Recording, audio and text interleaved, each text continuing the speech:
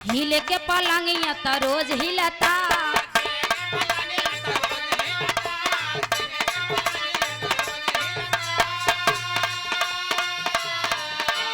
बाकी ना भतार में उमा जमिलता।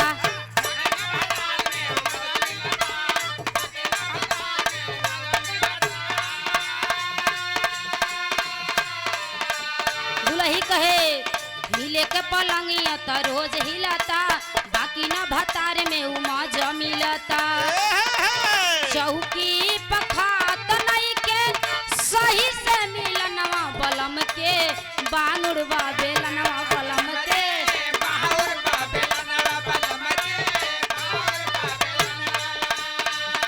राजा के बानुरवा बेलनवा बलम के।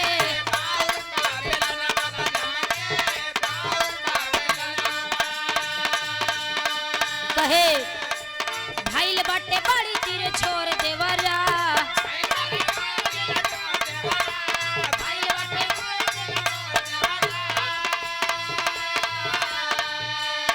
कौनो भौजाई कहे, अरे वाह, भौजाई कहे देखा आजकल देवर और भौजाई के बड़ा बेजोड़ रिश्ता चलत बा।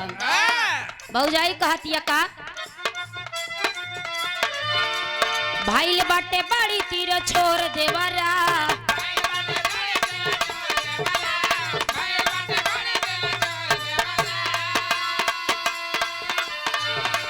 भाईल बाटे बड़ी तीर छोड़ देवरा, रोज राती में पढ़ावेला भूगोल देवरा, रोज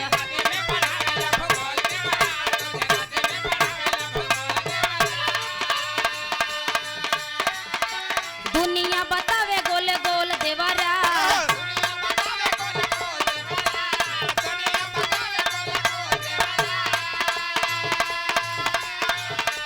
दुनिया बता